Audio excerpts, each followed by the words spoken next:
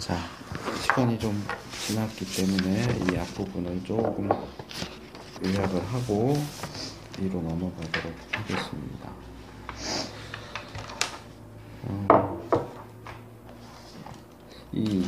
사실 이 교재는 각 과의 앞에 나오는 묵상 문제만 잘 풀어도 거의 다 끝냈다라고 할 수 있어요. 뒤에 나오는 내용들이 그 구절들에 대한 부분을 좀 더 다른 구절들을 통해서 확증하고 있기는 하지만 기본적인 메시지, 기본적인 사상은 이 우리가 암송하는 구절 안에 들어있기 때문에, 자, 당신이 당하는 모든 유혹에 대한 틀림없는 사실은 무엇인가? 감당할 시험밖에 오지 않는다. 우리에게 오는 모든 일은 감당할 수 있는 선에서만 온다. 그게 우리 눈에 어떻게 보이든지, 우리 자신이 어떻게 느끼든지, 우리에게 일어나는 모든 일은 그냥 오는 것이 아니다. 말하자면 하나님의 사전 검열을 통해서 감당할 수 있다고 판단되는 것만 온다. 그러니까 이게 객관적인 사실이에요. 주관적인 나의 느낌이나 생각하고 관계없이 주관적으로는 이건 다 못해 하는 것이 있을 수 있어요. 분명히 우리에게 오는 것들 중에 이건 내가 할 수 없어, 이건 내가 감당할 수 없어 하는 것들이 분명히 있지만, 그래서 여기 모든 유혹 그랬지만 사실은 모든 일이에요. 모든 일, 우리가 살면서 부딪히게 되는 모든 일은 하나님의 이 선별 작업을 통해서 내 능력 바깥의 것은 절대로 오지 않는다. 또 유혹을 받을 때 누가 승리를 주느냐? 하나님이 주신다. 물론 이 얘기는 유혹에 승리하는 데 있어서 우리가 할 수 있는 일은 아무것도 없다, 무언가를 할 필요가 없다, 그런 얘기는 아니에요. 그러나 최종적인 승리는 하나님으로부터 온다. 그래서 제가 히브리서 12장 4절 말씀과 고린도전서 15장 57절 말씀을 드렸는데, 히브리서 12장 4절 말씀은 아마 피 흘리기까지 싸우라는 그 말씀인 걸로 기억이 되고요. 그렇죠? 죄와 싸우되 피 흘리기까지 대항하지 않았다. 우리가 죄와 싸워서 이기기 위해서는 피 흘리기까지 싸워야 된다. 우리 고린도전서 15장 57절은 예수 그리스도로 말미암아 우리에게 이김을 주시는 하나님 우리에게 이김을 주신다. 그래서 우리가 유혹이 죄로 이끄는, 이게 이제 새로 나온 교재에 빠진 질문인데, 유혹이 죄로 이끄는 것을 막아주는 것이 무엇입니까? 하나님의 미쁘심, 신실하심, 믿음직하다 그런 뜻이거든요. 믿을만하다. 그러니까 결국은 우리가 유혹과 승리의 문제에 있어서도 결국 이게 관건인 거예요. 우리가 하나님을 믿느냐, 하나님을 믿음직한 분으로 여기느냐. 나에게 어려운 일이 오는데 이것도 하나님의 손을 거쳐서 온 것이다, 하나님이 검열해서 내가 감당할 수 있다고 판단이 되시기 때문에 주신 거다. 뿐만 아니라 이 시련과 이 유혹을 내가 이길 수 있도록 해주신다. 내가 힘들고 어려울 때에 하나님이 나를 모른 채 하시거나 내버려 두시거나 하는 것이 아니라 이겨낼 수 있도록 하신다. 결국은 하나님에 대한 신뢰예요. 하나님을 신뢰하는가. 하나님이 유혹을 제거해 주시느냐? 제거해 주시지는 않는다. 그래서 이 부분에서도 제가 말씀을 드렸죠. 종종 이 부분을 오해해서, 물론 성경에 그런 비슷한 표현이 나오기 때문에 그런 것들이 있지만, 유혹이 우리에게 오지 않게 해주세요, 유혹이 와도 우리가 피해가게 해주세요, 이것은 사실 성경적인 시각이 아니라는 거죠. 유혹이 오는 것은 통과하도록 하기 위해서, 그것을 통과함으로써 우리의 신앙이 한 단계 올라갈 수 있도록 하는 것이 목적이지, 피해가면 유혹이 오는 의미가 없어요. 피해가거나 오지 않게 해주세요는 이것은 어린아이 같은 낮은 수준이라고 말해야 돼요. 물론 뭐 학교 다니면서 우리가 시험을 많이 보잖아요. 그건 뭐 애나 어린이나 시험을 좋아하는 사람은 없어요. 근데 이게 좋아하느냐 싫어하느냐의 문제가 아니고 그게 왜 필요하느냐. 아이들은 그게 왜 필요한지 몰라요. 그냥 괴로울 뿐이고 나이를 먹으면 그게 필요하구나. 싫기는 한데 좋은 건 아닌데 이게 필요하구나. 해야 되는구나. 라고 하는 의식을 갖는 거죠. 마찬가지로 이 시험이라고 하는 문제에 있어서 우리에게 시련이 오고 유혹이 오는 것은 어떻게 보면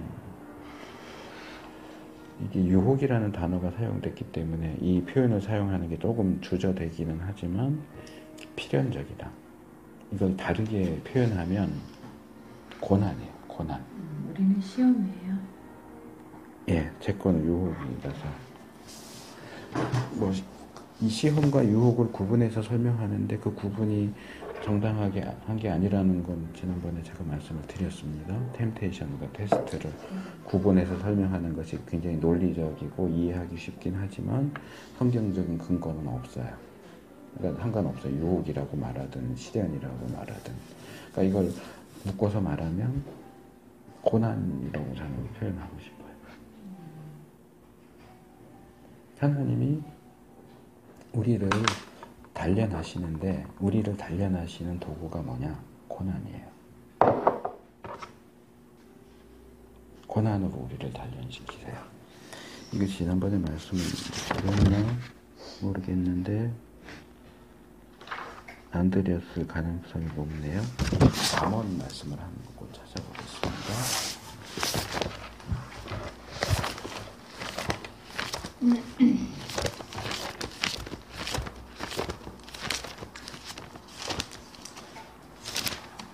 (17장) 3절 17장 3절 같이 한번 읽어볼까요? 도가니는 은을, 풀무는 금을 연단하거니와 여호와는 마음을 연단하시느니라. 자, 뭐 우리처럼 비전문가는 도가니하고 풀무가 뭐가 다른지 잘 몰라요. 근데 여기 있는 표현을 보건대 도가니하고 풀무가 정확히 같은 건 아니다. 용도가 좀 다르다. 라는 걸 추측할 수 있겠죠. 은을 이제 재련하는 데는 도가니를 쓰고 금을 재련하는 데는 풀무를 쓴다. 아니면 뭐 제가 알고 있는 상식으로는 도가니는 말하자면 이 금이나 은을 넣어서 녹이는 그릇 같은 거고 사실 풀무는 그릇이 아니고 그 밑에서 불을 떼는 그 기구를 풀무라고 제가 알고 있거든요. 그러니까 같은 것일 수도 있어요. 그러니까 도가니는 그릇이고 풀무는 밑에 아궁이 같이 불을 화력을 높여주는. 근데 하나님은 사람의 마음을 연단하신다. 자, 금과 은을 연단한다고 하는 건 어떤 개념입니까?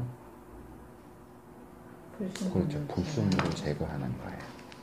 하나님이 사람의 마음을 연단한다는 것도 역시 이 마음 속에 있는 불순물을 제거하시는 거예요. 그러면 하나님이 사람의 마음을 연단하신다고 하는 것은 어떤 의미일까? 어떤 목적에서 그렇게 하실까? 우리가 재련할 때 사실 금이나 은보다 먼저 떠올리는 금속이 있어요. 재련한다. 뭘 재련하죠? 그렇죠. 쇠예요. 철이에요. 저는 이 구절 이제 오래됐지만 이 구절을 보면서 왜 은이고 왜 금일까 하는 질문을 던져봤어요. 우리에게 재련이라고 하면 더 쉽게 떠올릴 수 있는 건 쇠인데 쇠를 재련하는 것, 인간의 마음을 재련하는 것을 쇠를 재련하는 것에 비유하지 않고 금이나 은을 재련하는 것에 비유를 하고 있다는 거죠. 금은보다도 더 중요한 거예요.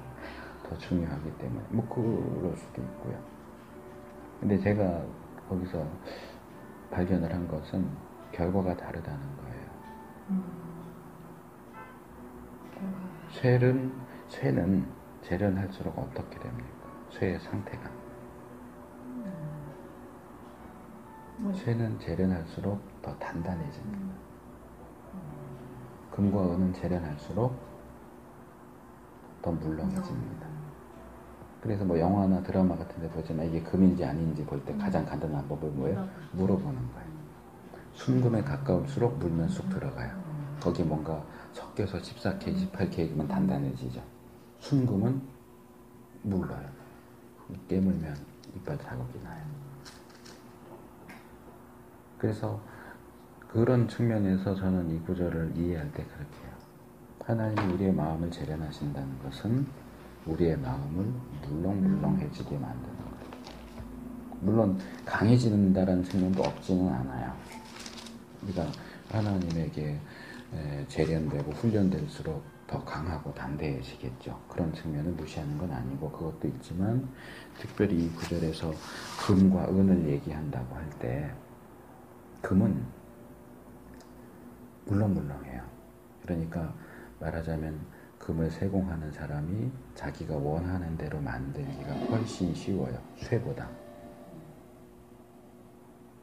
그래서 하나님이 원하시는 모습으로 만들기를 원하시는데 그러기 위해서 예비 작업을 하시는 게 뭐냐면 우리의 마음을 연단하는 거예요. 자, 제가 간단하게 예를 드는 건데요. 자, 이거 잠깐 치우고 여기다 글씨를 쓸 수 있도록 해보세요. 자세를 취해보세요. 자, 한 글자만 쓰세요. 아직이요. 쓰지 마시고요. 제가 이제 잠깐 손을 잡겠습니다. 자, 써보세요. 이제 닿아야 되니까 닿게 하고 자, 씁니다.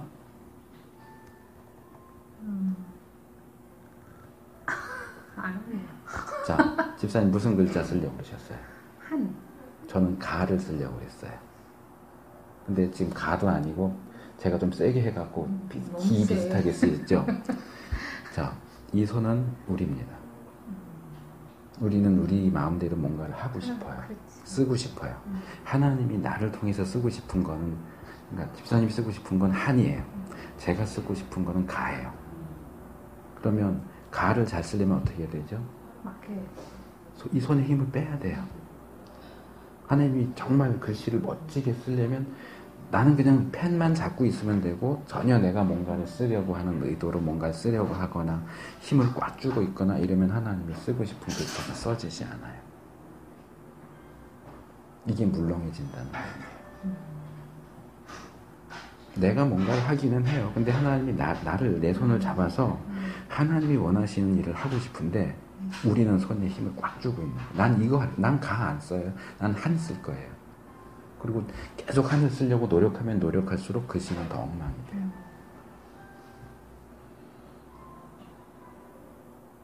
그러니까 결국 뭐냐? 우리를 단련하신다는 것은 힘을 빼는 작업이에요.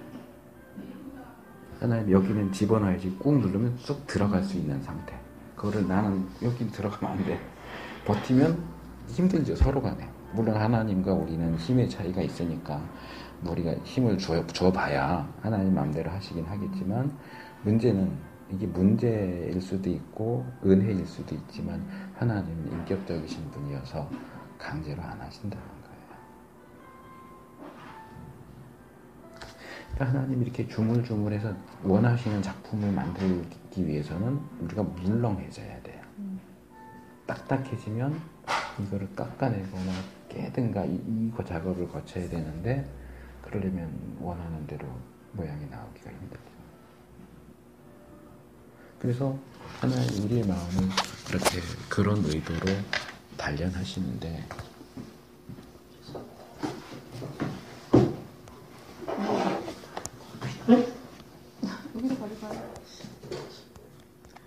우리를 단련하시는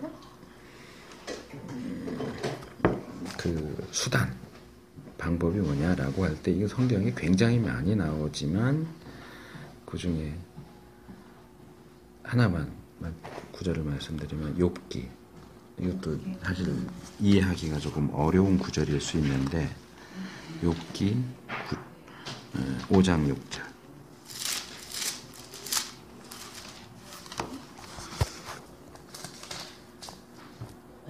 찾으셨어요? 욥기 5장 6절.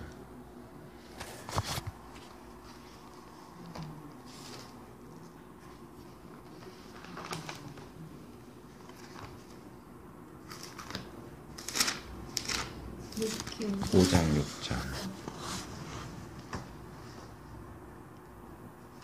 읽어보세요. 재앙은 티끌에서 일어나는 것이 아니요 고난은 흙에서 나는 것이 아니요. 5장 6절이 그건가요? 제가 구절을 잘못. 5장 7절이다. 7절. 인생은 고난을 위하여 났나니 불티가 위로 나름 같으니라. 자, 인생은 고난을 위하여 났나니, 이게 이제 좀 어려워요. 인생은 그냥 죽도록 고생만 하면서 사는 게 인생의 존재 목적이냐 이렇게 할 수 있는데, 일단 인생이 있어서 고난은 뺄 수 없다. 필연적인 것이다. 그런 의미로 이해를 하셔야 되고, 그러니까 고난이 없는 인생은 없어요. 그 고난의 유익을 더 이제 직접적으로 얘기해 주는 구절은 시편 119편이죠. 거기 이제 말씀에 대한 시인데 그 중에서 67절과 71절을 보면 119편 성경에서 제일 긴 장이에요. 119편 67절, 71절. 한 분이 67절 읽으시고 한 분이 71절 읽어주세요.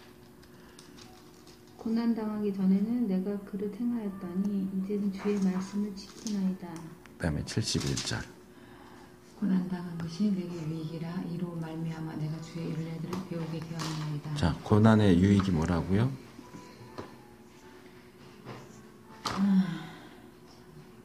고난은 우리에게 순종을 가르쳐요. 순종을 가르쳐줘요. 그래서 마음대로 하면 안 되는구나. 이 하나님이 이쪽 그러면 그냥 이쪽으로 가야 되는구나. 저쪽으로 가겠다고 버틸 게 아니고,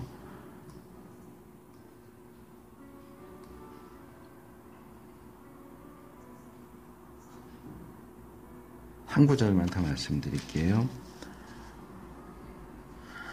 베드로전서 2장 21절.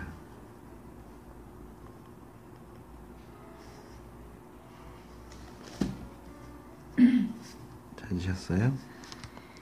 이를 위하여 너희가 부르심을 받았으니 그리스도도 너희를 위하여 고난을 받으사 너희에게 본을 끼쳐 그 자취를 따라오게 하려 하셨느니라. 그리스도도 고난을 받으셨어요. 왜 받으셨느냐? 너희를 위해서, 너희에게 본을 끼쳐서 그 자취를 따라오게 하시려고. 그러니까 우리가 예수님을 따른다는 것은 기본적으로 고난의 길을 가는 거예요. 뭐 이런 구절들은 뭐 성경에 워낙 많으니까 계속 찾아서 말씀드리기는 그렇고, 기본적으로 하나님이 우리를 단련하시는 수단은 고난이다. 그것은 시련의 형태로 오든 유혹의 형태로 오든 그걸 제거하면 우리를 단련할 길이 없어요. 재련할 길이 없어요. 그거 아니고는, 그러니까 이거죠. 인간이라는 존재는 고난이 아니고서는 단련이 안 되는 존재예요. 교수님은 시험, 템테이션하고 테스트하고 네. 분리시켜서 말하면 안 된다. 근거가 없다는 거예요. 설명하는데 도움이 되는 건 사실이에요. 설명은 그렇게 해도 되잖아요. 그러니까 설명을 이렇게 나눠질 수 있지만 반드시 그렇게 나눠서져서 나오는 게 아니에요. 성경에는. 이해를 시키기 위해서. 그러니까 이해하기 위해서 설명을 하는. 그러니까 저 같은 경우는 예전에는 그렇게 저도 그렇게 나눠서 설명을 했어요. 그게 훨씬 쉽고 이해하는 데 도움이 되니까. 그러니까 저는 만약에 이게 완전히 틀렸다라고 하면 그 얘기를 안 하겠죠. 안 할 텐데 이게 지금 틀리기는 했고 성경적인 근거가 없는데 우리가 이해하는 데는 도움이 돼요. 그러니까 이렇게 나눠서 이해할 수 있지만 성경적인 근거가 있는 건 아니다라고 덧붙이는 거죠. 그렇게 안 하면 이게 성경에서 늘 그렇게 구분되어서 나오는 걸로 생각할 수 있습니다. 구분되어 나오지는 않아요. 그것이 무엇이 되었든지 우리가 이기면 올라가는 거고 지면 내려가는 거예요. 그러니까 하나님이 주시는 시련은 우리를 올라가게 하기 위한 거라서 그러면 그 하나님의 시험을 우리가 통과하지 못하면 제자리일까요? 저는 그렇게 생각하지 않아요. 그 원문에도 이렇게 나뉘어져 있지 않아요? 시험하고. 제가 얘기하는 게 원어를 얘기하는 거예요. 원어로 나눠서 사용되면 안 된다는 거예요. 나눠서 사용하지 않아요. 히브리어도 그렇고 헬라어도 그렇고. 제가 그 표현을 성경이라고 표현을 했지만 제가 얘기하고 싶은 건 원문에서 그런 부분이 안 나온다는 거예요. 구약의 원문에서 신약의 원문에서 사탄이 하는 유혹과 하나님이 하시는 시험을 구분해서 표현하느냐 그렇지 않아요. 섞여졌어요. 하나님이 하는 것도 같은 단어를 쓰고 사탄이 하는 것도 같은 단어를 써요. 이게 헬라어로 도키마조인가요? 단어는 몇 개가 있어요. 보통 이제 페이라스모스를 쓰기는 하지만 그것만 있는 건 아니고 몇 가지의 단어가 더 있어요. 근데 그런 단어들이 다 말하자면 동의어로 같이 섞여서 사용되지 하나님에게는 요 단어만 쓴다. 사탄에게는 이 단어. 그렇게 만약에 된다면 그 설명이 맞는 건데 그렇게 사용되지 않는다는 얘기죠. 그러니까 인간의 논리에 의한 구분이고 설명이에요. 그렇기 때문에 우리한테는 더 이해가 쉽기는 하지만 성경에서는 그렇게 구분을 안 하고 있습니다.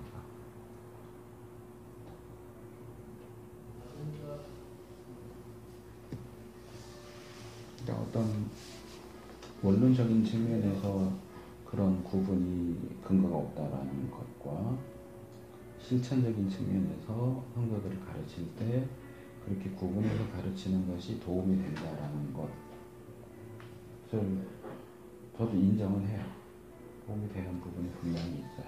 근데 그렇게 설명을 할 때는 제가 지금 말씀드린 것처럼 덧붙여서 말할 필요가 있죠. 그러나 이것은 우리가 설명을 하기 위해서 분류를 하는 거고 성경에서는 사실 이 두 가지가 혼용된다. 구분해서 사용되지는 않는다.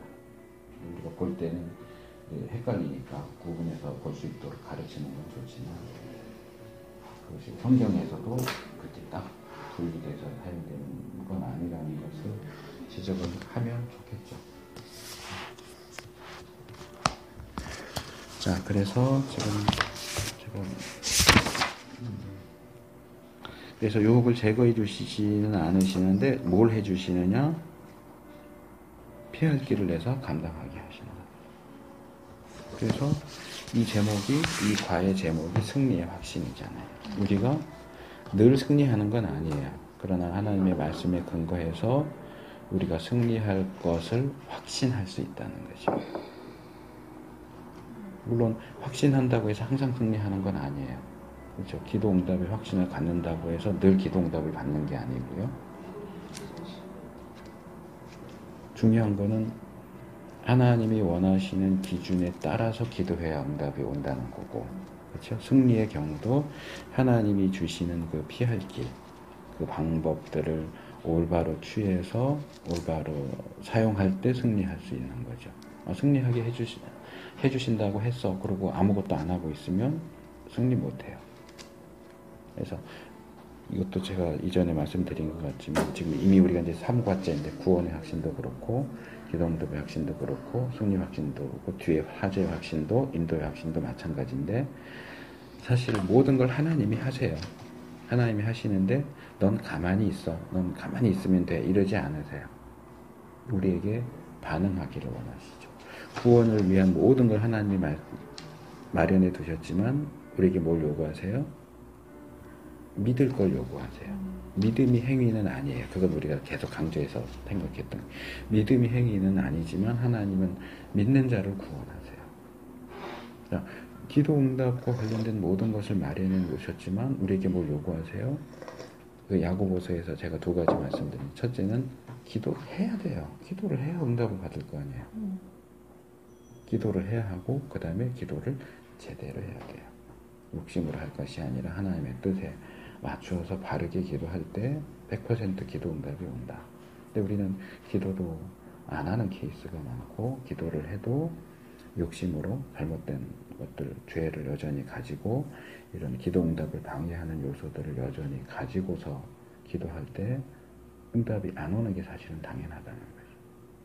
그러니까 그때도 제가 기도 응답할 때 말씀드렸지만, 시중에 기도 응답이 잘 터지는 방법 뭐 이런 책도 나오고, 근데 어떻게 기도 응답이 잘 터지게 할까, 그 수단과 방법을 강구할 게 아니고 내가 어떻게 기도하는가, 내 기도가 하나님의 뜻과 맞느냐 아니냐, 거기에 초점을 맞춰야지 어떻게 하면 기도 응답이 잘 터질까, 그게 중요한 게 아니라는 거죠. 승리의 경우도 마찬가지예요. 승리를 위한 모든 것들을 하나님이 마련해 놓으셨지만, 우리가 유혹이든 시련이든 그 가운데 있을 때 아무것도 안 하고 가만히 있으면 그냥 자동으로 승리하느냐? 그렇지 않아요. 아까 말씀드린 그 히브리서 12장 4절 말씀의 표현을 가져오면, 우리는 승리하기 위해서 피 흘리기까지 싸워야 돼요. 싸우지 않는 사람은 있을 수 없어요. 사죄 확신도 마찬가지예요. 죄사함을 위한 모든 것을 마련해 두셨지만 거기서 요구되는 건 뭘까요? 회개죠. 회개. 말로만 하는 회개가 아니고. 인도 혁신도 마찬가지. 하나님 우리를 인도하세요. 가만히 있으면 인도하느냐? 신뢰하고 맡기는 것을 요구하시죠. 그러니까 우리 신앙생활이라고 하는 것은 모든 전반적인 것은 하나님이 주도해 가시지만, 하나님과 나 사이에 상호작용을 통해서 가는 거지, 하나님이 하신다고 해서 나는 손 놓고 가만히 있으면, 그래서 이제 많은 분들이 그런 표현을 쓰거든요. 신앙생활 하는 건 너무 쉬워요. 저는 그렇게 생각하지 않아요. 뭐 쉽다라고 할 수 있는 측면이 전혀 없는 건 아니에요. 근데 그렇게 그냥 무슨 철없는 아이가 이 세상 살아가는 건 너무 쉬워.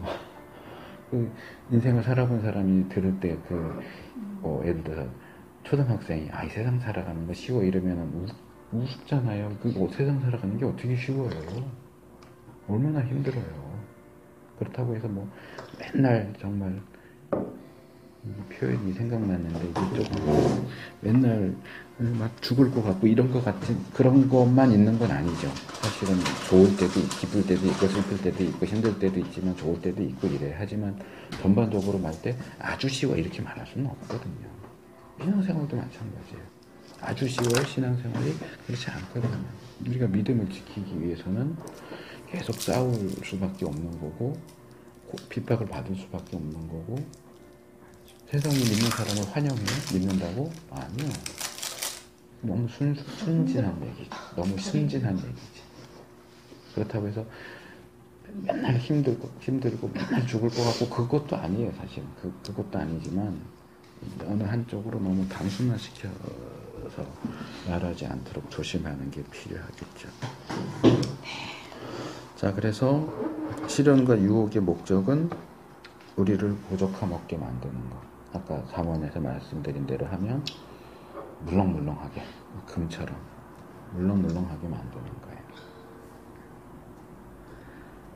거예요. 우리가 유혹받는 주된 근원은 우리 욕심이다. 그러니까 여기서 제가 세 가지를 아마 얘기했을 거예요. 이 시험이 오는 세 가지 근원.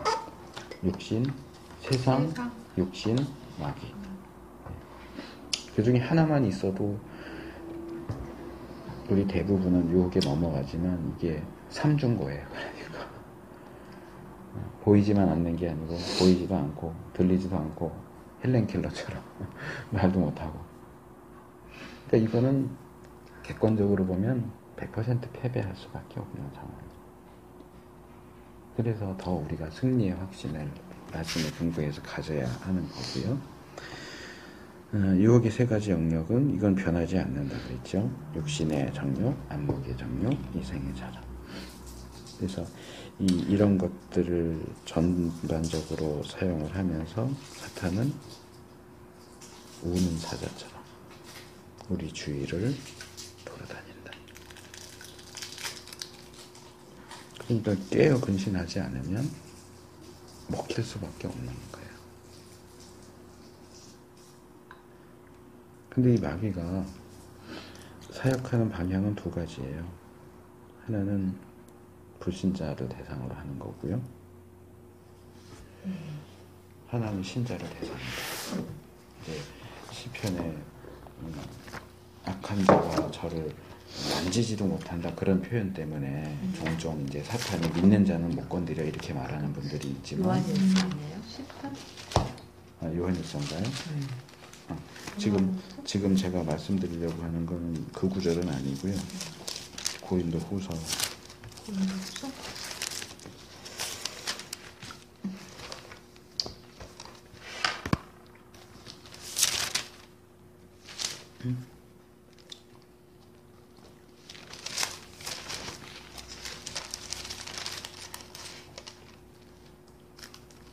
갑자기 헷갈리네. 내 기억에는 고린도 후서였는데. 비실한 척했지요. 무슨 말씀이에요? 성도를 미혹한 그 사람들을 미혹해서 복음을 깨닫지 못하게 한다고 하는 말씀이 전선지 고린도서인 거는 확실한데 잠깐만요.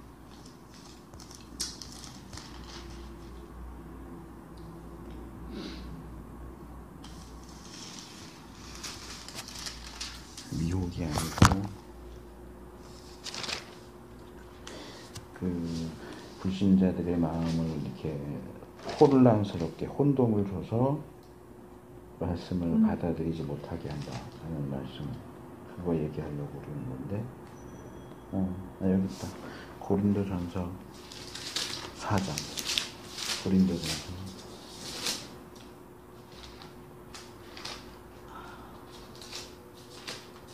4장 4절. 그 중에 이 세상 신이 믿지 아니하는 자들의 마음을 미혹이 아니라 혼미구나. 마음을 혼미케 하여 그리스도의 영광의 복음의 광채가 비치지 못하게 하매니. 고린도전서 4장 4절. 아닌데? 후소다, 후소. 고린도 후서 4장 4절. 이 세상 신이라고 하는 건 이제 사탄을 가리키는 거고요. 불신자, 믿지 않는 사람들의 마음에는 어떻게 역사하느냐? 혼미케 해요. 정신을 산란스럽게 하고 이것저것에 마음을 뺏기게 하고, 그래서 복음의 광채가 비치지 못하도록 해요. 그러니까 쉽게 말하면 믿지 못하게 하는 거죠. 믿을 수 없게 방해해요. 그런데 그 중에서는 또 복음의 말씀을 듣고 믿는 사람들이 있어요. 그러면 믿는 사람들에 대해서는 이제 사탄이 역사하기를 포기하느냐? 아니요. 이왕 믿은 건 어쩔 수 없어요. 그러니까 최대한 매 순간순간마다 작용해서 그리스도인답게 살지 못하도록 하는 작업을 하는 거예요.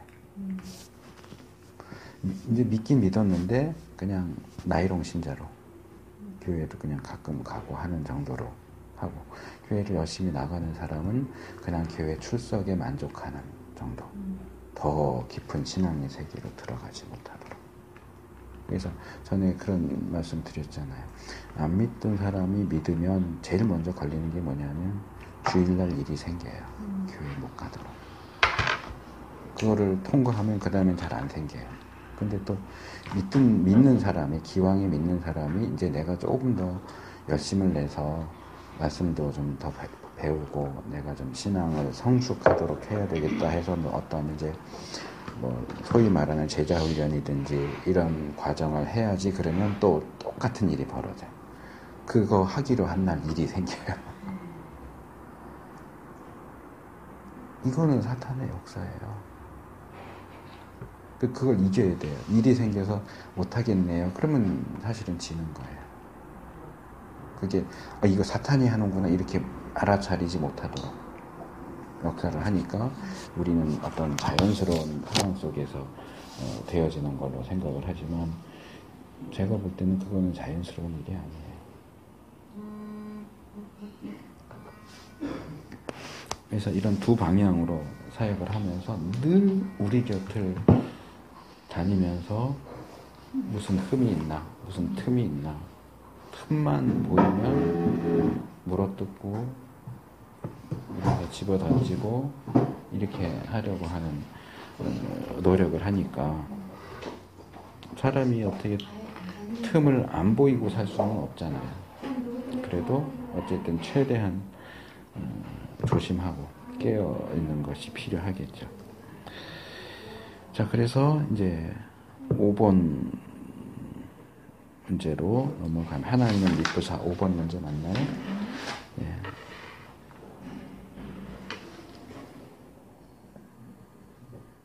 네, 5번, 6번, 5번 맞죠? 예, 읽고서 답을 해주세요. 하나님께서는 당신을 위해 무엇을 하십니까? 굳건하게 하시고 악한 자들에게서 지켜주시고. 예. 여기 굳게 하신다가 뭘까요? 굳게 하신다. 굳게 마음을 믿음으로 굳게 하시는. 굳게. 흔들리지 않고. 예. 이 표현이 어디 많이 사용되는지 혹시 기억나시는 게 있어요?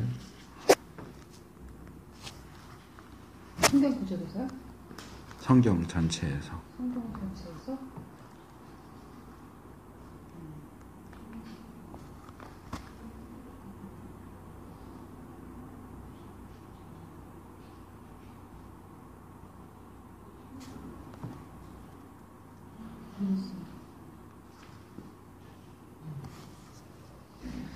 이 여기서 너희를 굳게 하시고 할 때 떠올릴 수 있는 떠오르는 개념이 뭘까요?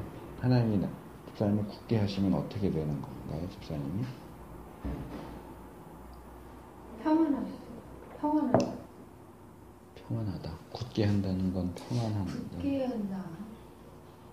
그러니까 용기도 주고, 용기도 주고, 격려도 해주고, 흔들림도 없고, 위로도 해주시고. 이 굳게 한다는 말은 한마디로 말하면 단단하게? 아니요, 그 개념이 그게 아니기 때문에 제가 그렇죠. 말씀을 드린 거예요. 우리가 이제 굳게 한다면 이제 뭐 초콜릿 같은 거 이렇게 굳어지게 놔두면 단단해진다 이런 개념을 떠올리는데 여기서는 알게석에? 이렇게 아까 말씀하셨는데 이렇게 흔들림 없이 딱 서 있을 수 있게 이렇게 고정시킨다 그런 의미예요. 여기서 굳게 한다는 건 딱딱해진다는 의미가 아니고 이렇게 딱 자리 잡고 서서 흔들림 없도록 이렇게. 그러니까 이런 표현이 이게 여기서는 이제 히브리어가 사용됐지만 구약에서도 특별히 에레미야나 에스겔하고 연결시켜서 하나님 그들을 그들의 사역이 힘들기 때문에 백성들이 그들의 말을 듣지 않고 이제 히브리어에서는 지금 말씀하신 것처럼 단단하게 한다는 개념도 있어요. 거기에는 너 이 말을 금강석 같이 되게 한다. 많이 힘든 일이 있었어요. 지금 결론은 아직 안 나는데 너무너무 막 심지어는 그분이랑 일하는 데서 그런데 너무 많이 힘들어갖고 막 기도를 계속 하는데 제가 왜 쭉 이렇게 말씀 매일매일 이제 읽는데 거기 사도행전을 읽고 있거든요. 그러니까 이제 예수님이 이제 우리한테 오셔가지고 계속 제자들을 이제 요한복음, 마태복음부터 시작해서 쭉 이제 그걸 나타내시잖아요.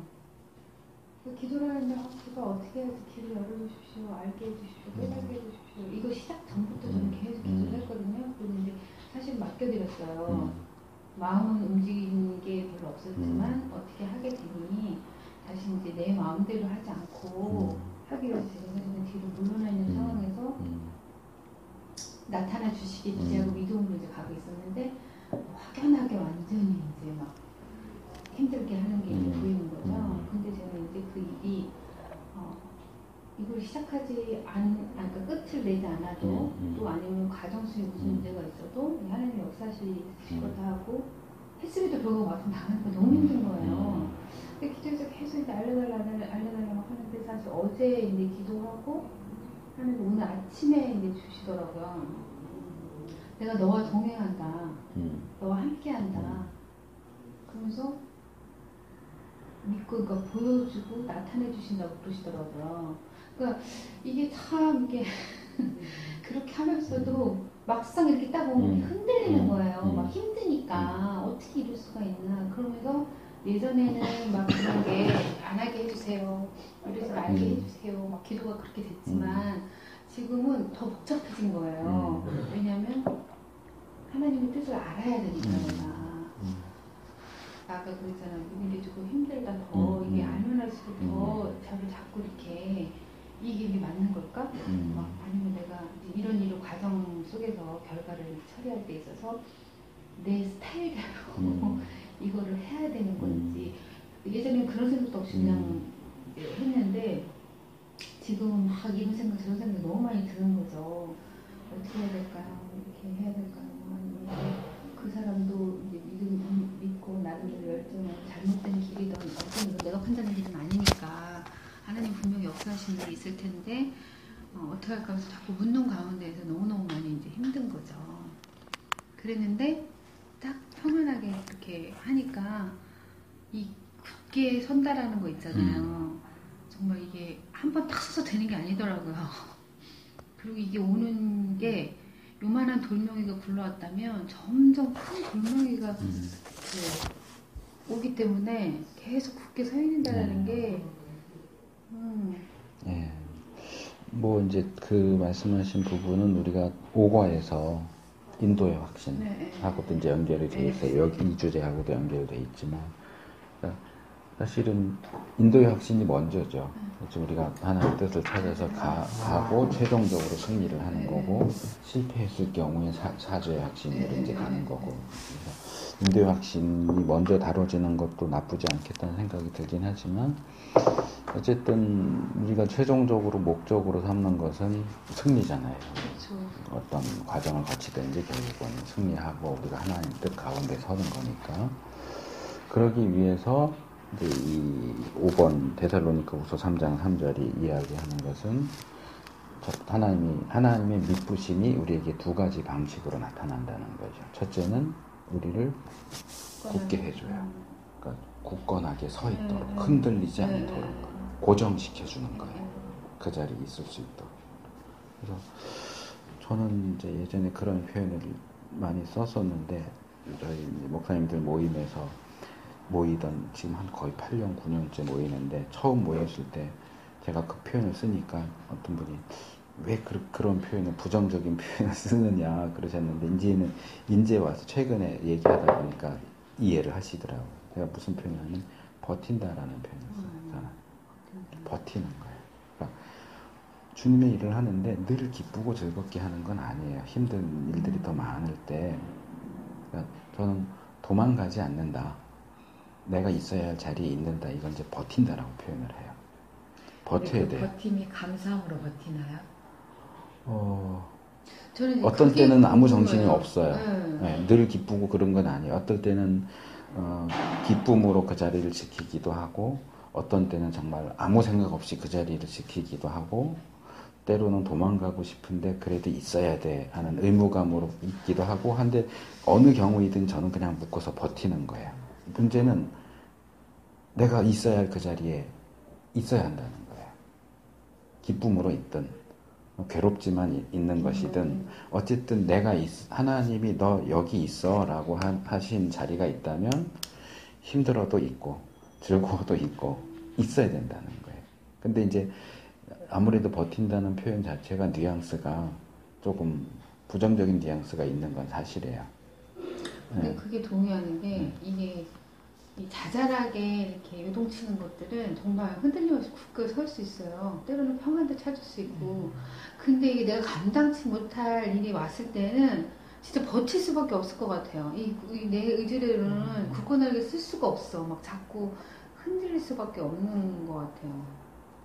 그때는 정말 그러니까 이 버틴다는 걸 저는 이제 다시 두 가지로 생각을 하는데 지난번에 말씀드렸던 것 같은데 이제 하나는 지금 말씀드린 것처럼 말하자면 파도가 막 밀려와요.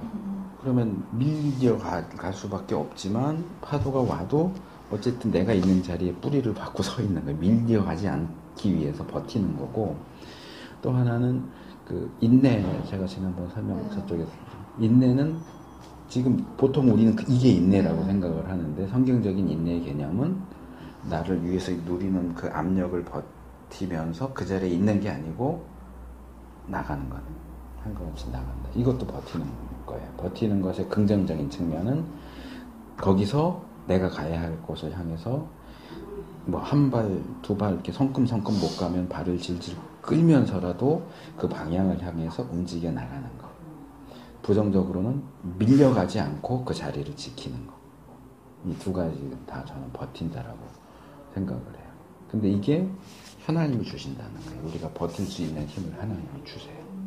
우리를 그 자리에 고정시켜 주세요. 또 이제 그 단단하게 된다라는 개념은 이제 예레미야나 에스겔 얘기를 했는데, 그들의 메시지가 백성들이 환영할 만한 메시지가 아니잖아요. 그러니까 이제 뭐 이마를 금강석이 다이아몬드잖아요. 그러니까 요즘 쓰는 표현으로 바꾸고, 요즘에는 또 좀 된 표현이구나. 요즘엔 잘 안 쓸 수도 있겠다. 얼굴에 철판을 깐다, 그런 표현 쓰잖아요. 그러니까 얼굴을 두껍게 하는 거예요. 하나님이 내 얼굴을 두껍게 하셔서 내가 하나님의 말씀을 받아서 전했는데 이게 부정적인 메시지야. 얘들 망한다. 바벨론에게 항복해야 한다. 유다 백성들이 볼 땐 조금 매국노지. 친바벨론주의자. 우리나라 옛날 그 친일파처럼. 그러니까 얼마나 믿겠어요. 보면은 때리고 죽이려고 하고, 그러면 나 저 사람들 만나기 싫어. 그 앞에도 나가기 싫어 이럴 수 있지만 그 앞에 나가서 또 전하는 거야. 얼굴 철판 이렇게 두껍게 깔고 누가 뭐라 그러든 욕을 하든 돌을 던지든 그 앞에 가서 가는 거야. 누가 나한테 부딪혀와도 그 사람이 깨지더라도 나는 깨지지 않게 하나님이 나를 단단하게. 강하고 반대하지. 그러니까 구약의 그 개념은 그런 단단하다라는 개념이 이제 좀 더 강하고, 여기 나오는 것은 단단하다보다는 굳게 세운다, 굳어지게 단단하게 만든다보다는 딱 고정시킨다, 흔들리지 않도록. 그러니까 이런 개념들도, 그러니까 우리가 성경을 읽을 때 이런 표현들이 성경에 전반적으로 어떻게 사용됐는가를 보면 그 의미가 훨씬 풍성해져요. 너희를 굳게 하시고, 그럼 이제 내가 생각하는 방향이 있으니까 그것만 딱 생각하고 말 수 있는데, 성경 전반에서 이런 표현들이 어떻게 사용되는가를 찾아보면 훨씬 더 그 상황과 관련해서도 그렇고 의미도 그렇고 풍성해지죠. 그 다음에 이제 악한 자에게서 지키신다. 자, 아까 그 목사님이 그 말씀하신 요한일서 아니에요? 제 기억에도 요한일서 같기도 하고, 악한 자가 만지지도 못한다라는 표현이 나오죠.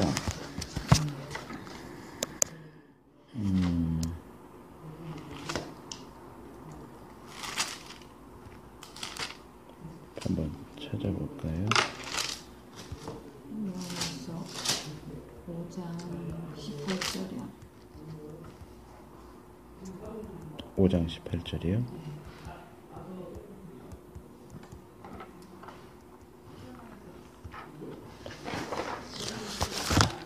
예.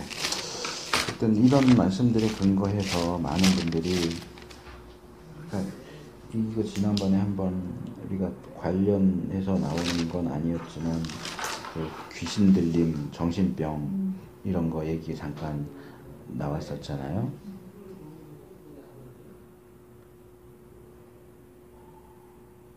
그래서 논란이 되고 있어요. 이 말씀에 의하면 악한 자는 마귀잖아요. 만지지도 못한다고 그러는데 그리스도인이 귀신 들린다는 게 있을 수 있느냐? 있다 없다 논란이 되는데, 저는 있다라고 보는 쪽이에요. 그리스도인일지라도. 근데 지금 이 말씀의 경우는 하나님께로부터 나신 자가 그를 지키시며 그랬잖아요. 예.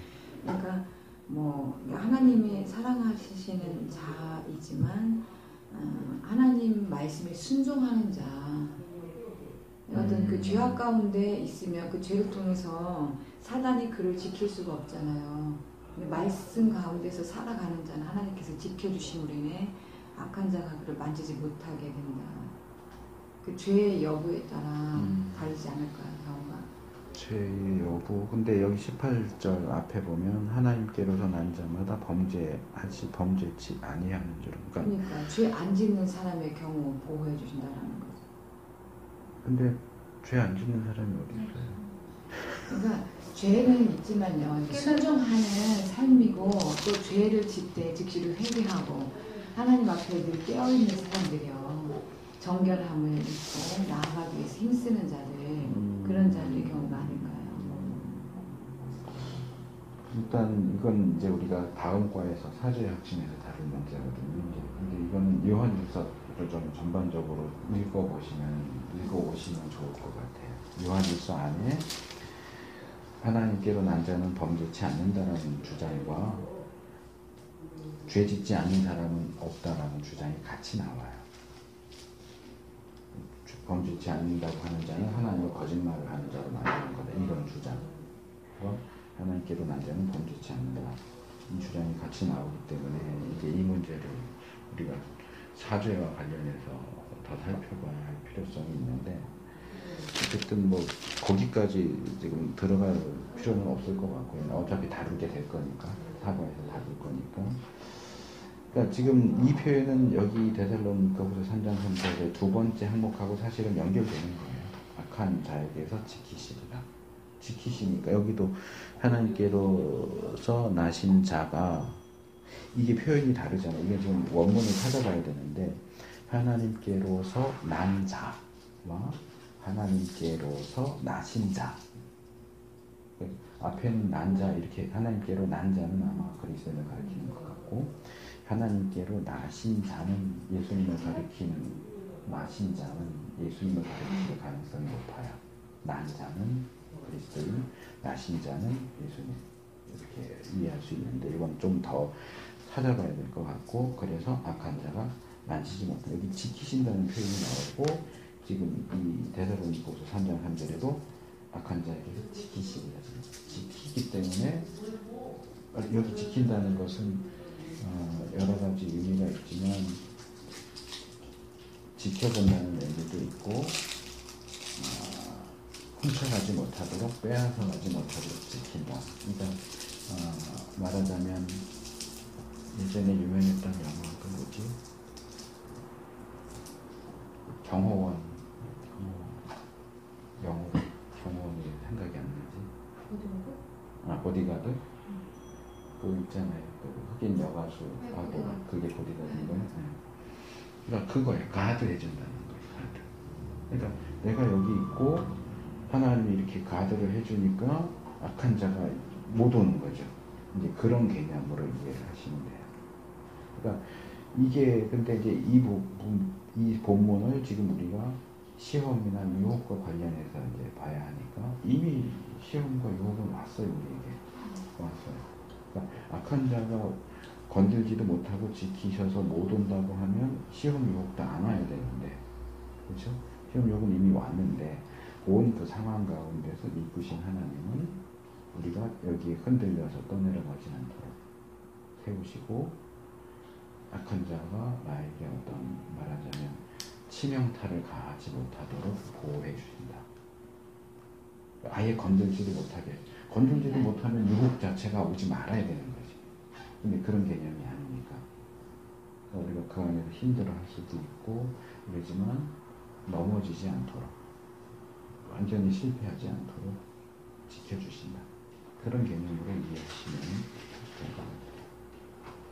근데 이게 뭐하고 연결되느냐면 미쁘심하고 연결되죠. 주는 미쁘사. 그러니까 이 미쁘심은 앞에서도 잠깐 얘기했지만 우리가 시험 중에 있을 때 하나님이 우리를 흔들림 없이 세워주시고 악한 자로부터 지켜주시는 이 일은 하나님의 미쁘심과 관련돼 있어요. 이건 또 다른 생각으로 우리를 이끌죠. 시편에 그런 표현이 나오는데 너를 지키시는 자가 졸지도 아니하시고 주무지도 아니하시고 낮에나 밤에나 이쁘신 하나님이 잠깐 한눈을 파느라 우리를 굳게 하고 지키게 하는 일을 놓치실 빠뜨리실 일이 있느냐? 없다는 거예요. 이건 100%예요. 네, 미쁘신 하나님 하시는 거고, 이 굳게 하시고 지키시는 이 일은 하나님의 미쁘신 거 할 때 100%예요. 하나님 나를 잊어버리신 거 아니야? 깜빡하신 거 아니야? 그런 일은 절대로 일어나지 않아요. 자, 6번 문제를 목사님이 읽어주시고. 히브리서 4장 15절은 예수 그리스도에 대해서 무엇을 말해주고 있습니까?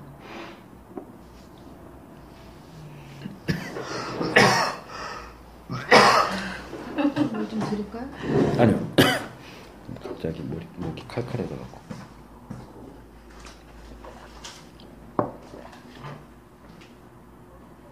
다 마시세요.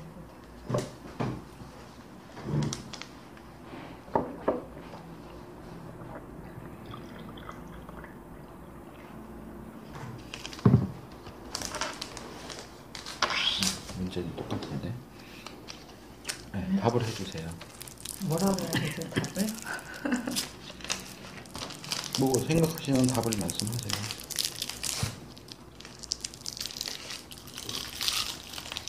목사님들 커피 버릴까요? 버리셨어요. 자, 질문이 뭐예요? 갑자기 지금 이 소단락 제목이 하나님은 미쁘사잖아요. 하나님의 미쁘심. 그리고 5번에서는 하나님의 미쁘심이 어떤 식으로 우리에게 나타나는가를 물어봤어요. 여기까지는 그냥 쭉 넘어오는데 갑자기 예수님 얘기로 넘어갔단 말이에요. 그렇죠? 예수님도 40일 동안 시험 당하셨잖아요. 네. 그러니까 그분도 똑같이 시험을 받으셨지만 죄는 없으신 분이에요. 예. 이 얘기를 여기서 하는 이유가 뭐냐는 거죠. 그러니까 예수님 같이 굳건한 믿음으로 예수님이 겪으셨기 때문에 우리 또한 그 시험 당할 때, 그러니까 우리가 시험 받을 수밖에 없는 그 연약한 존재인데 그 연약함을 이렇게 이제 뭐라 그래야 되죠? 긍휼히 여겨주신다고 그래야 되나? 도와주시는 분이시다. 대제사장이시기 때문에. 제가 좀 전에 그 요한일서 5장 18절 이야기를 하는 중에 하나님께로서 난 자는 그리스도인이고 하나님께로서 나신 자가 저를 지키시며 할 때 이 나신 자는 예수님일 가능성이 높다고 그랬죠. 네. 근데 지금 여기서 바로 예수님에게로 넘어가는 이유는 그거예요.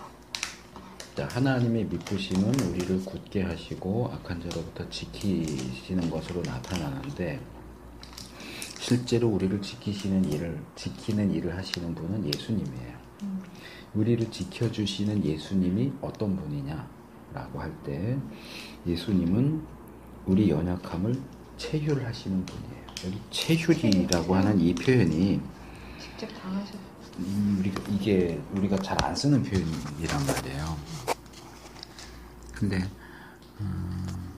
한번 제가 이게 원어로 정확하게 뭘 가리키는지를 한번 말씀을 드릴게요. 4장 15절에서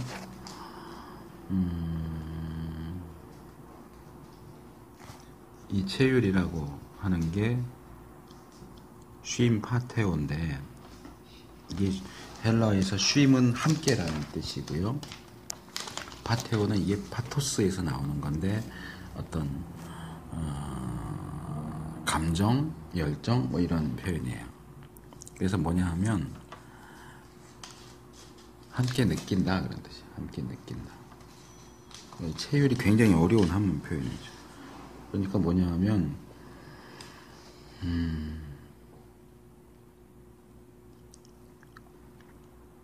비슷한 일을 경험한 사람은 제가 전에 한번 예를 들었던 것 같은데 청년인 아들을 잃어버린 엄마가 죽었어요. 아들이 죽었어요. 장례식장에서 슬퍼하는데 누가 와서 뭐라고 얘기를 해도 위로가 안 되는 거예요. 근데 나중에 더 나이가 많으신 어떤 분이 와서 등짝을 딱 때리면서 그만 슬퍼해. 나는 둘을 잃었어. 그러면 이 둘 사이에 말하자면 체휼이 일어나는 거예요. 같이 느껴지는, 같은 경험을 했기 때문에. 그러니까 예수님은 우리도 그런 거 많이 하잖아. 아, 왜 쟤는 저래? 왜 쟤는 저러지? 저게 뭐 힘들다고 저렇게 힘들다고 그러고 상처받았다고 그래. 근데 같은 일을 경험해 봤으면 아, 나도 알아. 저럴 때 정말 힘들어.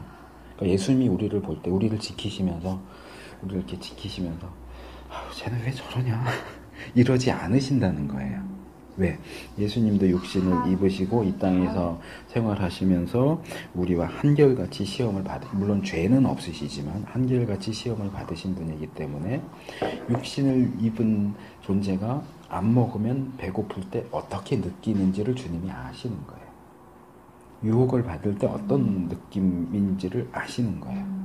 다른 점이 있다면 그분은 그럼에도 불구하고 범죄하지 않으셨기 때문에 죄가 없으시다는 점만 다른 거지, 그 상황 속에서 피곤하고 졸리고 배고프고 범죄에 대한 유혹, 뭔가 나를 과시하고 싶은 그런 마음, 막 짜증스럽고 한 그런, 예수님은 인성도 가지신 분이니까 그런 것을 함께 느끼신다는 거예요. 너희도 그렇게 하길 바라셔. 그러니까 물론 우리도 범죄하지 않기를 바라시겠지만 여기서 제가 가장 중요하게 보는 거는 이해예요. 예수님이 우리를 이해하신다는 거예요. 아, 난 제가 왜 저러는지 도저히 이해가 안 된다. 도대체 왜 저러냐. 지키기는 지키는데 마음에 안 드는 거예요. 그게 아니고 우리를 지키시면서 우리를 보시면서 우리를 이해하셔요. 우리가 힘들어할 때 그래, 내가 너 힘들어하는 것 말로만 이해하는 게 아니고 정말 심정적으로도 같이 느끼는 거예요. 아, 그래, 힘들다. 우리가 아파할 때 같이 아파. 그렇죠. 네. 그래서 우리를 지키시는 분인 예수님이 여기 우리에게 있는 대제사장이라고도 표현을 했고, 여기 왜 대제사장이라는 표현을 쓸까요? 하나님과 우리 사이에서 중간 역할을 해주시는데, 이 중간 역할을 하시는 이분이 우리를 이해하지 못하면 우리의 문제를 하나님, 성부 하나님께 말씀을 할 때 쟤는 이래요. 아, 근데 나도 이해가 안 돼요. 왜 저러는지 모르겠어. 이렇게 보고가 올라갈 수도 있잖아요. 위로할 때 너는 당하지 않으면 말도 하지 마라. 근데 정말 예수님은 우리의 문제를 성부 하나님께 보고하실 때 우리 입장에서 보고하시는 거예요. 이게 이 체휼이 의미하는 건데, 이게 어려운 한문 단어가 사용되는 바람에 우리 입장에서 맞아요. 그러니까 이게 체휼이라고 하는 이게 한문 단어가 어떻게 사용되는지 모르겠는데, 이게 휼은 아마 긍휼할 때 그런 휼자가 아닐까 생각이 드는데, 제 것도 한문 표현이 안 나와서, 이게 체휼은 아마 체험한다 할 때 그거에다가 긍휼, 아마 그렇게 해서 아마 번역하면서 만들어낸 용어가 아닐까, 번역하면서 만들어낸 용어인 것 같다라는 생각이 드는데, 근데 괜찮아요. 괜찮은 번역이라고 생각돼요. 그러니까 같이 경험하고 그래서 한자가 나와 있는 함께 느끼는 거예요. 나와 있는 몸체에다가 이 휼자가 긍휼할 때 그 휼자가 맞는 것 같은데, 그러니까 함께 경험하기 때문에 불쌍한 거예요. 아, 얼마나 힘들까, 얼마나 괴로울까. 위로도 해주시고. 여기는 개혁개정은 동정이라고 나왔어요. 이 헬라어 단어의 번역으로 치면 그게 더 나은 번역이긴 해요. 동정. 그러니까 우리 한국어 사용에 있어서는 동정은 길 가다가 거지 있으면 아, 불쌍해, 이런 의미로 동정한다. 근데 그런 의미로 많이 사용되지만 한문 표현은 그 감정을 함께 느끼는 거예요. 그러니까 동정, 그 한문 의미 그대로 하면 동정이 더 좋은 번역이죠. 함께 느껴요. 내가 아프면 주님도 그 아픔을 함께 느껴요. 내가 슬퍼할 때 저기 뭐가 슬퍼 이렇게 하는 게 아니고 주님은 같이 슬퍼하세요. 우리가 슬퍼할 때 같이 슬퍼하세요. 그러니까 우리는 굉장히 좋은 변호사를 가지고 있는 거죠. 이제 신약에서 보혜사라고 번역된 게 이제 파라클레토스에서 파라는 옆을 얘기하는 거고 클레이토스는 이제 기본 어근이 칼레오거든요. 부른다는. 그러니까 옆에서 부르는, 옆에서 얘기해주는. 그러니까 뭐 위로자 뭐 여러 가지로 의미가 사용되는데 보통은 이 파라클레토스는 성령님에게 이제 사용되고요. 딱 한 번 예수님에게 사용되는 경우가 있어요. 근데 보혜사라고 번역이 안 됐어요. 대언자로 번역이 됐어요. 우리에게 대언자가 있다. 그 똑같은 그게 그것도 요한일서 것 같은데 우리에게 대언자가 있다 그러잖아요. 그게 파라클레토스를 번역한 거예요. 똑같은 단어예요. 그게 이제 그게 보혜사라고. 네, 그게 보혜사로 다른 데선 보혜사로 번역했는데 여기서만 유독 대언자라고 번역을 했어요. 이렇게 번역하면 원어를 모르는 사람은 당연히 다른 단어라고 생각을 할 건데, 그러니까 가장 쉬운 개념으로는 변호사예요, 변호사. 내 편이 돼주고 나를 위해서 말해주는 사람. 그러니까 예수님이 우리의 변호사인데 국선 변호사 이런 거 말고 정말 나를 이해해주고 나를 사랑해주는 그런 분이 나를 변호해주는 거예요. 그게 이 6번 문제가 얘기하고 싶어하는 거예요. 하나님이 그런 분을 나의 변호사로 붙여준 거예요. 나를 지키도록, 보호하도록. 그러니까 일단은 우리 쪽에서의 준비는 다 된 거예요. 하나님의 미쁘심에 근거해서 우리 쪽에 이제 시험을 뚫고 통과할, 말하자면 방화복도 다 입었고 마스크도 다 쓰고 다 이제 했어요. 이제는 상황만 이제 해결하면 되는데, 그게 이제 피할 길을 내서 유혹으로부터 죄에 빠지지 않기 위해서 내가 해야 할 일이 뭐냐? 내가 해야 할 일, 여기 이제 요약적으로 네 구절, 거기도 네 구절이 있나요? 네 구절이 제시되어 있는데, 네. 5개요? 하나가 더 있어요? 마태복음, 시편, 요한일서, 히브리서가 들어갔구나. 히브리서 4장 16절.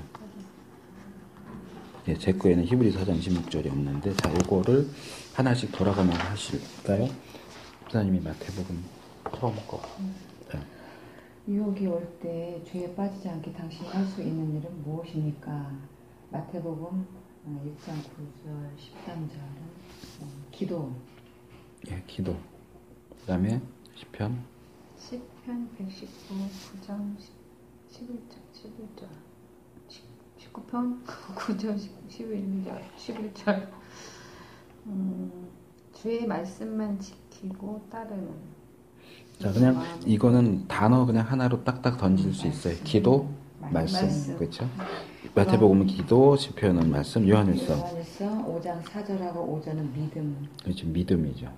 믿음으로 이긴다 그랬어요. 그 다음에 담대히 나서 히브리서 4장 16절. 긍휼하심을 받고 담대히 나서. 예, 뭐 그건 조금 설명이 필요하긴 한데 어쨌든 담대히, 이 본문에서는 담대히의 강조가 있지만 이 문제를 푸는 데 있어서는 보좌 앞에 나아가는 거예요. 예. 보좌 앞에 담대히. 예. 야고보서 4장 7절은 마귀를 대적. 예, 대적이죠. 자, 여기에 좀 뭐 우리가 다 대부분 아는 구절이긴 한데 설명을 제가 조금만 더 덧붙이도록 하겠습니다. 자, 우리가 유혹 또는 시험 가운데 있을 때 할 수 있는 일이 뭐가 있느냐? 기본적으로 그 사도들이 사도행전에 보면 그 내용을 이야기하지만 이거는 불변의 진리예요. 그 사탄이 우리를 공격하는 영역 3가지, 아까 얘기했잖아요. 육신의 정욕, 안목의 정욕, 이생의 자랑. 이거 변하지 않는다 그랬잖아요. 창세기부터 계속 나오면서 이제 옷은 갈아입지만 이 셋은 거의 그대로 나와요. 마찬가지로 우리가 신앙생활을 하는 데 있어서 기본적인 요소는 두 개예요. 말씀과 기도예요. 근데 이제 여기서는 기도가 이제 먼저 나오긴 했지만, 자, 기도. 시험에 들게. 이 부분 조금 설명을 해야 되겠네요. 그 13절에는 시험에 들게 하지 마옵시고 이렇게 했는데, 이것도 마찬가지예요. 시험에 들게가 뭐냐? 시험을 받게가 아니에요. 그러니까 이 구절도 잘못 생각하면 시험이 오지 않게, 시험을 받지 않게 이렇게 생각하는데, 여기 들게라고 하는 것은 시험에 빠진다는 개념이에요. 그러니까 아까 히브리서 4장 15절에서 우리가 생각한 게 뭐예요? 예수님의 경우는 모든 일에 우리와 한결같이 시험을 받았지만 죄가 없다. 자, 여기서 우리가 끄집어낼 수 있는 개념, 중요한 개념 중에 하나가 뭐냐 하면, 시험을 받는 것 자체가 죄를 짓는 건 아니라는 거예요. 근데 많은 분들이 오해해요. 시험 받는 것 자체가 죄인 것처럼 생각해요. 시험 받고 유혹 받는 것 자체가 죄가 아니에요. 거기에 빠지는 게 죄예요. 그래서 만약에 시험 받는 것 자체가 죄라고 한다면 예수님도 죄가 없다라고 말할 수가 없지. 예수님 시험 받았잖아요. 그럼 예수님도 죄가 있다고 해야죠. 그래서 여기서 분명하게 얘기하는 것은 시험을 받는 것은 죄가 아니다. 시험에 빠지는 것, 시험 받아서 거기 넘어가는 게 죄다. 그런 점에서 이 마태복음 6장 13절이 말하는 시험에 들게 하지 마옵시고는 시험을 받게 하지 마옵소서가 아니고, 근데 일상적으로도 이런 표현들이 많이 사용되거든요. 근데 여기서 들게는 받는다가 아니고 빠진다. 시험에 넘어간다. 시험을 받아서 범죄한다. 그 개념이에요. 그러니까 이 문제가 그렇게 돼 있잖아요. 제 거는 유혹으로부터 죄에 빠지지 않기, 죄에 빠진다 이거. 죄로 넘어가는 걸 얘기를 해요. 그러니까 우리가 계속 기도해야죠. 내가 이 유혹을 받아도 범죄하지 않도록 지켜주세요. 또 유혹을 받을 때, 근데 이제 제가 전에 그 말씀 드린 적이 있는데 기억하시는지 모르겠어요. 많은 경우에 이제 어떤 분이 그 표현을 썼다고 했는데, 기도만 한다. 기도만 한다. 기도만 하는 경우가 있어요. 이런 거죠. 직장 다니는 사람이 이날 술을 안 해야 되는데 회식을 하거나 이러면 술을 마실 수밖에 없으니까 기도해요. 하나님 오늘 회식하지 않게 해주세요. 회식하자 그러면 가요. 안 간다고 해야 되는데 기도하고 가면서 기도하죠. 회식 자리는 따라가는데 술은 마시지 않게 해주세요. 술 마시다가 따라주면 또 마셔요. 그리고 또 기도해요. 2차 가지 않게 해주세요. 그러니까 자기가 그 부분에 있어서 범죄하지 않으려고 노력하는 건 안 해. 기도만 해. 하나님이 막아주세요. 막아주세요. 근데 닥치면 자기는 해. 정말 그런 게 있대요. 그런 네. 사람이 있대요.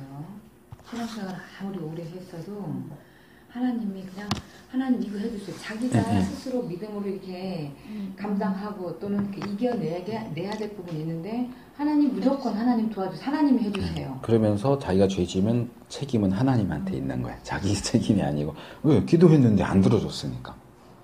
그러니까 우리가 이제 이 유혹으로부터 죄에 빠지지 않기 위해서 기도를 하는 건 굉장히 중요하지만 기도만 해갖고 되는 건 아니라는 거예요. 아까도 제가 5과를 쭉 하면서 말씀드렸잖아요. 하나님이 다 하세요. 그러나 우리에게도 뭔가를 요구하신다고요. 승리하려면 싸워야 돼요. 기도만 해갖고는 안 돼요. 기도하는 것이 굉장히 중요하고 우리에게 많은 도움이 되는 건 사실이지만 그렇게 지금 설명한 것처럼 기도만 해갖고서는 안 돼요. 네. 기도도 하는 거죠. 기도도 하고. 그 다음에 유치원은 어릴 때나 아직 그러지 않지 않나요? 꽤 많아요. 어릴 때나 제 넘어지기 싫어요. 나 미워하지 않게 해주세요. 이러면서. 그러니까 실제로 행동은 안 하고 기도만 하는. 그럼 애기 때는 네. 아니요, 많아요. 그러니까 신앙생활 오래 했어도 그 어린아이 신앙이 많이 있다라는 거예요. 제가 어디 책에서 읽은 내용인데 개척교회예요. 개척교회니까 이제 가난하고 힘들어요. 목사님이 양복도 단벌로 입고 다니고 집에 쌀도 종종 떨어지고. 근데 그 교회 장로님은 부자예요. 이 부자 장로님이 금요 기도회에 참석해서 대표 기도를 해요. 하나님, 우리 교회가 어렵습니다. 우리 목사님도 어렵습니다. 양복도 한 벌밖에 없습니다. 쌀도 떨어집니다. 하나님 도와주세요. 공급해주세요. 기도하는데 이 장로님 아들이 기도회 중에 갑자기 나가버렸어요. 그리고 오질 않아요.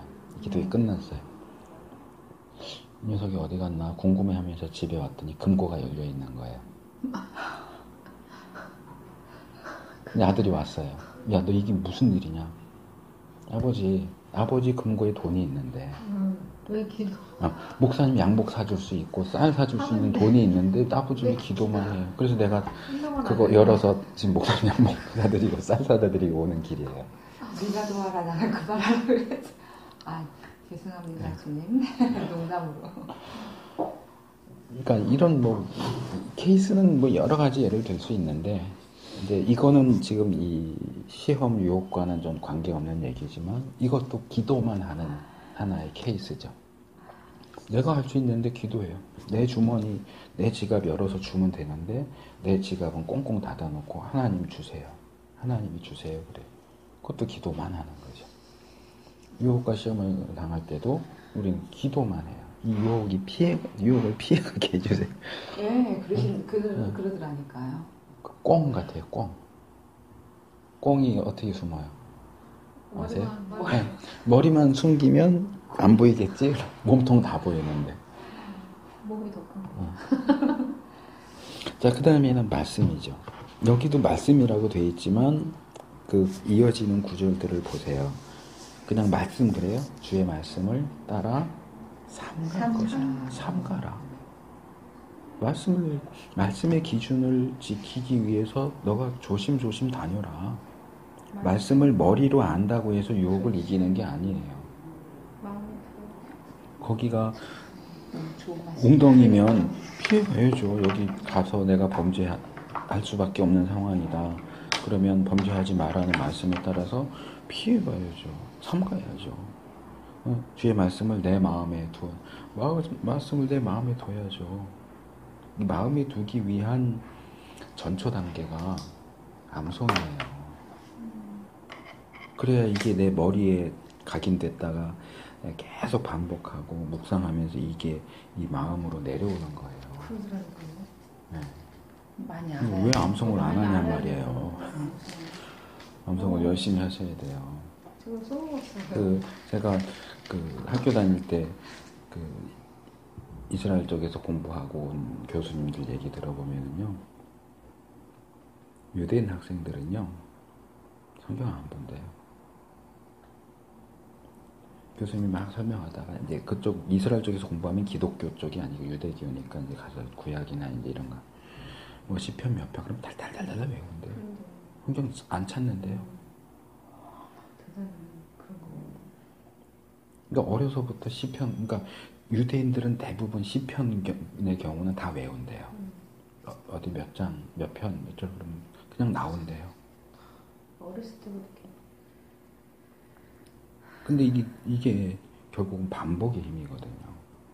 저는 이제 신대원 땐가 그 얘기를 듣고 제가 마음에 품은 소원이 뭐냐 하면, 저희 총신의 어느 교수님인데, 그러니까 예전 얘기죠. 이분이 쓰러졌대요.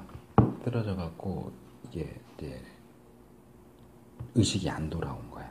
그래서 이제 누워 있는데 이분이 뭔가 중얼중얼 그러더래요. 의식이 없는데. 그리고 무슨 얘기를 하나 이렇게 들어봤더니 시편 23편을 히브리어로 외우시더래. 의식이 없는데. 저는 그 얘기 듣고 나도 좀 저런 사람이 되면 좋겠다. 없어도 우리 엄마가 허리 수술을 몇 년 전에 하셨거든요. 수술을 하면 마취 하잖아요. 의식이 깨어나는 그 상황이었나 봐요. 침대 이동을 하는데 주여 막 도와주시라고 막 그 주님을 막 찾더라고, 하나님을. 그러니까 엄마 그랬다 했더니 기억을 못 하대요. 그러니까 무의식 속에 하나님을 의지하는 거죠. 그러니까 진짜 그게 중요한 것 같아요. 이게 치매에 걸렸다 할지라도 하나님을 배반하지 않고 의식하고. 성구 함성을 열심히 하면 치매 안 걸려요. 내가 엄마한테 그것만 정유영 씨한테 저기 성경 말결하게 해야 되겠다. 읽는 것도 중요하고 외우는 거, 외우는 특별히 외우는 이 말씀을 마음에 둔다는 개념은 구약적으로 말하면 외우는 거예요, 사실은. 제가 그럴 때 이거 무슨 저기 막이 구절을 갖다가 하니까 막 거기서 막 반찬하면서 막 암송 막 계속 하는 거야. 그래서 내가 너무 좋다. 외우면 좋아요. 네, 너무 좋아. 이 말씀을 외우는 것은 구약에 있어서는 기본적인 하나님의 명령이에요. 그러니까 뭐 싫다 좋다를 떠나서는 명령이에요. 내가 노력을 너무 싫어하는 것 같아.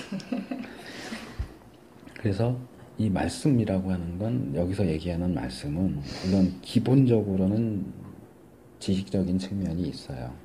뭐가 옳고 뭐가 그런지 이런 지식적인 측면이 있지만 여기서 얘기하는 말씀이라고 하는 것은 결국 말씀에 순종하는 거예요. 그 다음에 이제 세 번째가 믿음이죠. 믿음. 세상을 이기는 건 뭐냐? 믿음이에요. 이 믿음도 이제 우리가 구원과 관련된 부분을 얘기하면서 뭐 계속 말씀을 드렸기 때문에 더 자세하게 설명은 안 하겠지만 여기서 말하는 믿음은 구원받는 믿음이 아니에요. 여기서 말하는 우리 삶 속에서 그러니까 믿음 A, 믿음 B 그랬잖아요. 여기서 말하는 건 믿음 B예요. 우리가 삶 속에서 하나님을 얼마나 신뢰하느냐. 아까 제가 믿부심 얘기할 때도 신뢰 말씀드렸잖아요. 하나님 신뢰하고 가는 거예요. 그 다음에 이제 히브리서 4장 16절은 담대히 그랬는데 이 부분은 이제 조금 우리가 긍휼하심을 받고 때를 따라 돕는 은혜를 얻기 위하여 은혜의 보좌 앞에 담대히 나갈 것입니다. 사실 요거는 왜 넣어놨는지 잘 모르겠는데 이거는 기도하고 연결되는 측면이에요. 은혜의 보좌 앞에 나가는 거예요. 이거 어떻게 나가요? 그 기도로 나가는 거거든요. 하나님 앞에 나가는 거예요. 왜 나가느냐? 때를 따라 돕는 은혜를 받기 위해서. 하나님 제가 지금 이걸로 어려워요. 요 문제 하나님 해결해 주세요. 결국 이거는 이제 기도의 다른 측면이죠. 근데 이제 이 부분에서 원래 히브리서 기자가 강조하고 싶어 하는 건 뭐냐면 담대함이에요. 그 앞에 내용까지 쭉 보시면 과거 구약 시대에는 하나님 앞에 나가는 거 못 나가요. 아무나 못 나가요. 성전이든 성막을 생각을 해보세요. 성막 뜰까지는 이스라엘 백성 나갈 수 있어요. 그것도 남자들만. 그 다음에 그 안에 떡상, 촛대, 향단 있는 성소는 제사장까지 들어갈 수 있어요.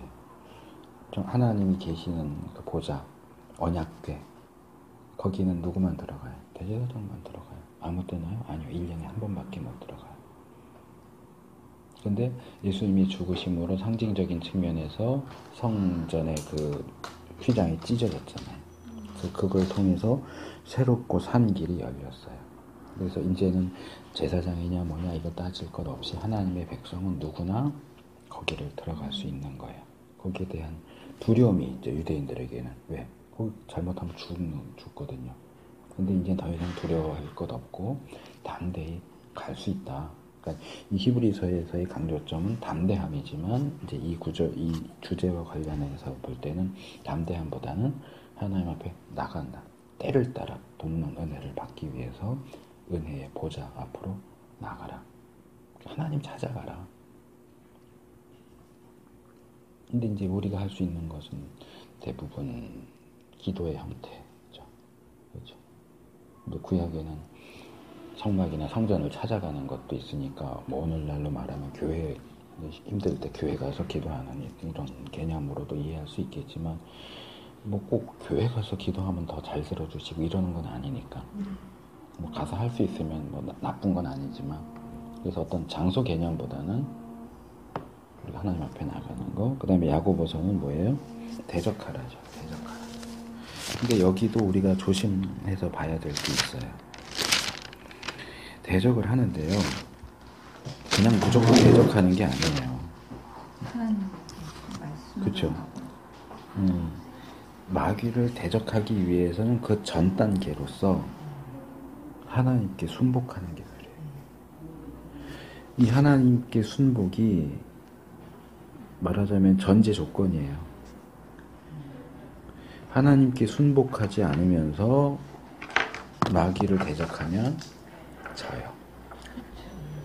이길 수가 없어요.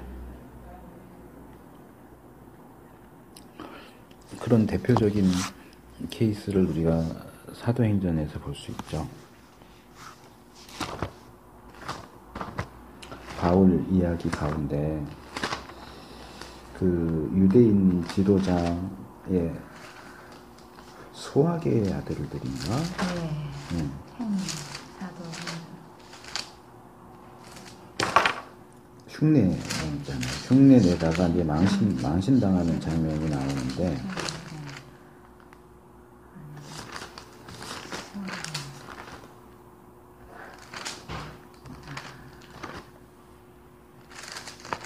그 19장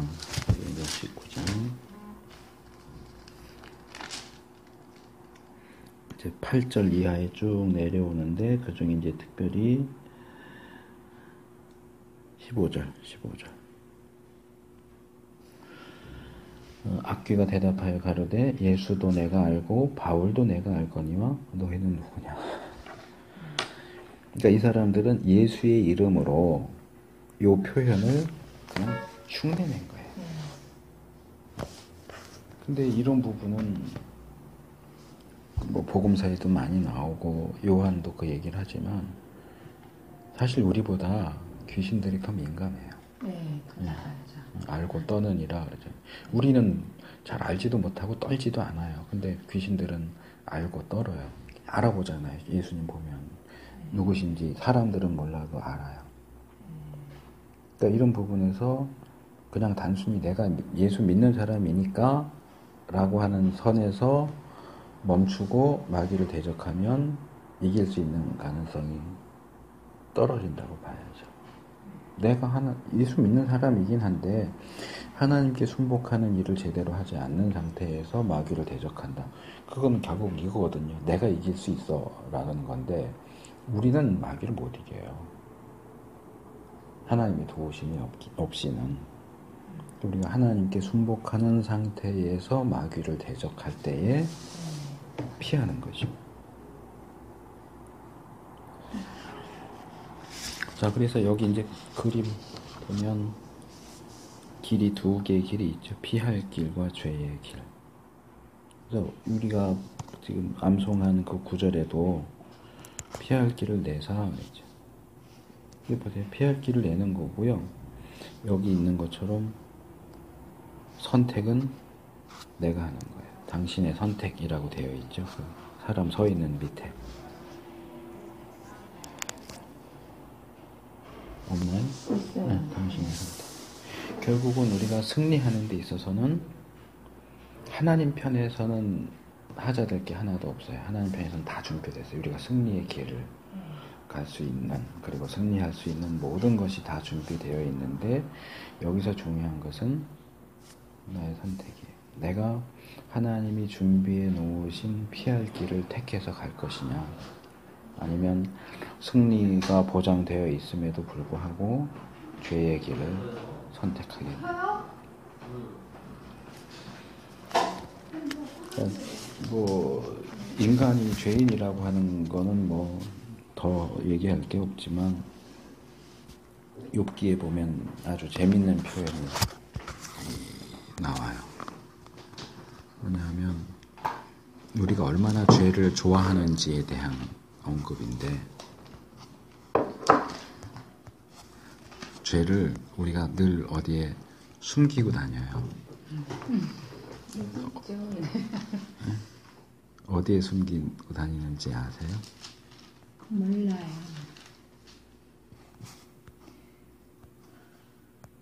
말씀이 숨어 있어서. 주머니에 있어요. 이게 지금 제 기억에는 욥기인데 개역 한글판이 있는데 죄를 우리 혀 아래 숨기게 다닌다. 거기 이빨을 안 닦네.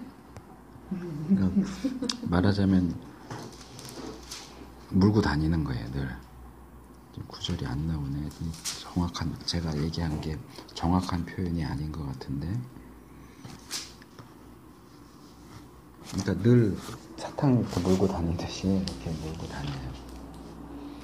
그러니까 피할 길이 있고 죄의 길이 있는데 우리 인간의 성향으로는 죄의 길을 선택하는 쪽이 훨씬 편을 자연스럽다는 거죠. 그래서 여기 우리의 의지를 담아서 선택을 해야 되는 거예요. 피하기를.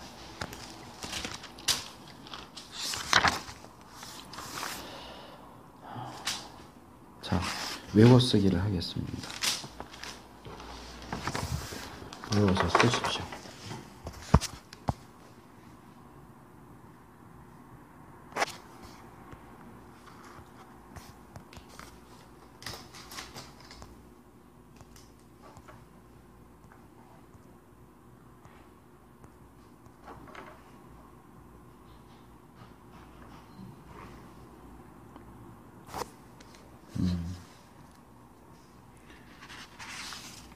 혀 아래라고 그랬더니 그래서 안 나왔구나.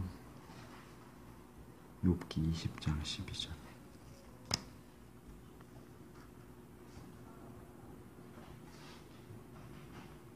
그는 비록 악을 달게 조용히 여겨 하셔요, 혀 밑에 감추며 혀 아래가 아니라 혀 밑에 감추며